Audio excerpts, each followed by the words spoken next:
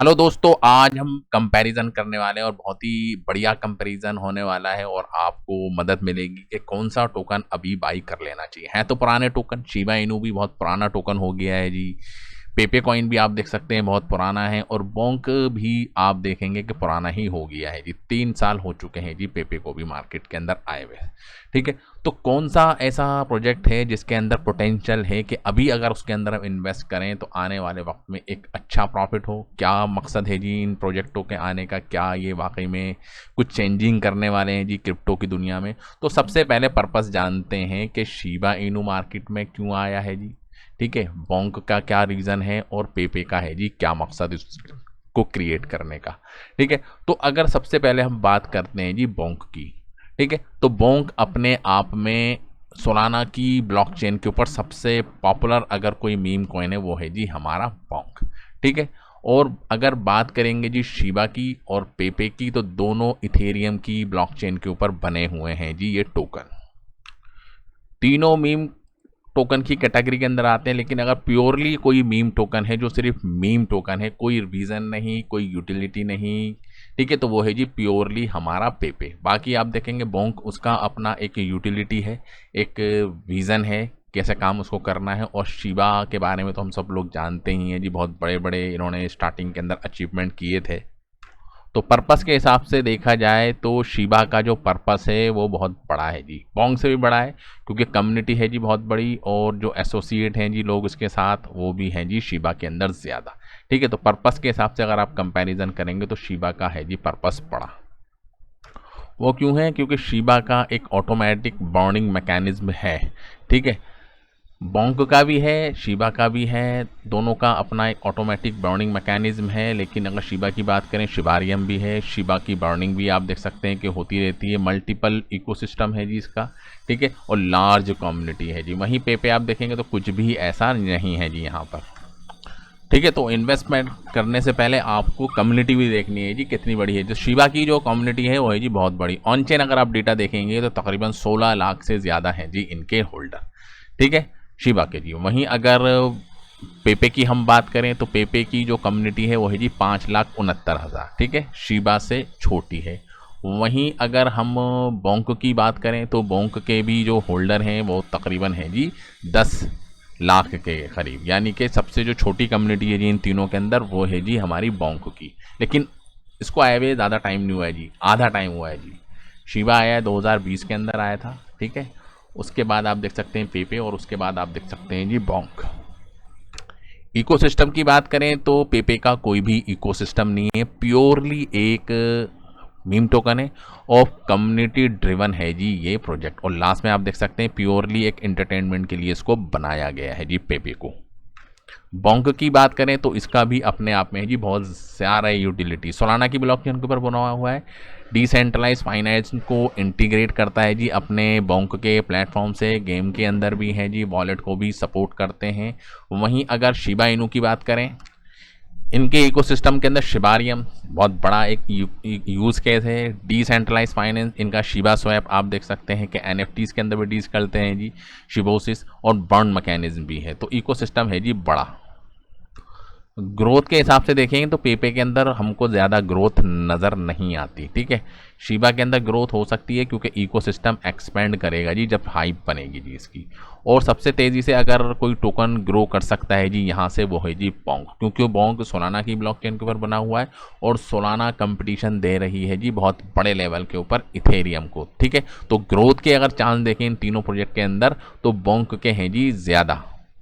अगर टोकनोमिक्स की बात करें, कितने टोकन हैं, कितने रह गए, कितने बर्न हुए, तो सबसे ज़्यादा अगर सप्लाई है जो है वो है जी शिबा इनू टोकन की। 1,000 ट्रिलियन की इसकी सप्लाई थी, लेकिन 410 ट्रिलियन बाउंड कर दिए और अभी 589 ट्रिलियन हैं जो मार्केट के अंदर हैं, अवेलेबल हैं ट्रेडिंग के लिए। ठीक है, वहीं बोंक की बात करें तो बोंक की सप्लाई भी आप देख सकते हैं कि 88 ट्रिलियन है। शिबा से बहुत कम है जी इसकी सप्लाई सर्कुलेशन के अंदर। वहीं पेपे की आप बात करें तो पेपे की सप्लाई 413 ट्रिलियन के करीब है। तो सप्लाई के हिसाब से अगर आप देखेंगे जो अभी सर्कुलेशन के अंदर है, ठीक है, तो पेपे के अंदर भी आप देख सकते हैं पॉइंट के बाद 50 लगे हुए हैं। बोंक के अंदर आप देखेंगे पॉइंट के बाद 50 लगे हुए हैं, लेकिन सप्लाई के हिसाब से इनका और इनका जो प्राइस है ऑलमोस्ट है जी सेम, ठीक है। सप्लाई देखिए जी आप 413 ट्रिलियन, वहीं अगर आप देखेंगे जी बोंक की सप्लाई सिर्फ 88 ट्रिलियन। तो इसके हिसाब से ग्रोथ के अंदर जो चांस हैं, ठीक है, वो है जी बोंक के। अगर बोंक थोड़ी सी भी बर्निंग करता है तो उसका इम्पैक्ट बहुत ज़्यादा होगा, और पेपे बड़ी बड़ी बर्निंग भी करेगा तो उसका इम्पैक्ट कम पड़ेगा। वहीं शिबा इनू की बर्निंग अगर आप देखें तो वो भी अपनी जगह चलती रहती है। तो तीनों के अगर प्राइस के अंदर आप देखें तो पॉइंट के बाद 5-0 तीनों में लगे हुए हैं जी। शिबा इनू का ज़्यादा है क्योंकि कम्युनिटी बहुत पुरानी है, ठीक है। वहीं अगर एक्सचेंज की सपोर्ट की बात करें तो शायद ही कोई दुनिया का ऐसा एक्सचेंज हो जहां पर शिबा इनू लिस्ट ना हो। दुनिया के सारे टॉप मोस्ट एक्सचेंज के ऊपर आपको शिबा इनू दिख जाएगा जी। वहां पर आप अगर आप नीचे जाएंगे तो आपको सारे पेयर के अंदर, ठीक है, यहाँ पर आप देख सकते हैं ये, इसके हिसाब से आप देखेंगे तो तकरीबन 400 एक्सचेंजेस के ऊपर है जी लिस्ट। एक नंबर एक पे आप देख सकते हैं 100 आ रहे हैं, दूसरी पे 200 हो गए, तो 400 के करीब हो जाते हैं जी एक्सचेंज। वहीं अगर बोंक की बात करें, ठीक है, तो बोंक का भी अगर आप देखेंगे तो ये भी मेजर एक्सचेंज के ऊपर लिस्ट है, ठीक है, लेकिन इसके भी 400 से ऊपर के करीब हो जाते हैं जी पेयर, ठीक। वहीं अगर पेपे की बात करें तो पेपे भी आप देख सकते हैं ऑलमोस्ट सारे ही एक्सचेंजेस के ऊपर है जी अवेलेबल, ठीक है। थोड़े से कम है, लेकिन तीनों को अगर देखें तो तीनों को सारे ही एक्सचेंज सपोर्ट करते हैं, ठीक। अब सवाल ये पैदा होता है कि सबसे ज़्यादा रिवॉर्ड किसके अंदर मिल सकता है जी, ठीक है जी, और रिस्क किसके अंदर ज़्यादा बना हुआ है। जो रिवॉर्ड की अगर हम बात करेंगे तो शिबा इनू की अगर हम बात करें तो इसका मार्केट कैप है जी सबसे ज़्यादा, ठीक है जी। वहीं आप टॉप मीम कॉइन के अंदर जाएंगे तो शिबा इनू का मार्केट कैप 2.5 बिलियन, 2.5 बिलियन के करीब है जी। पेपे का आप देखेंगे जी 1.2 बिलियन के करीब है जी। बोंक का आप देख सकते हैं कि जो मार्केट कैप है वो है जी 274 बिलियन।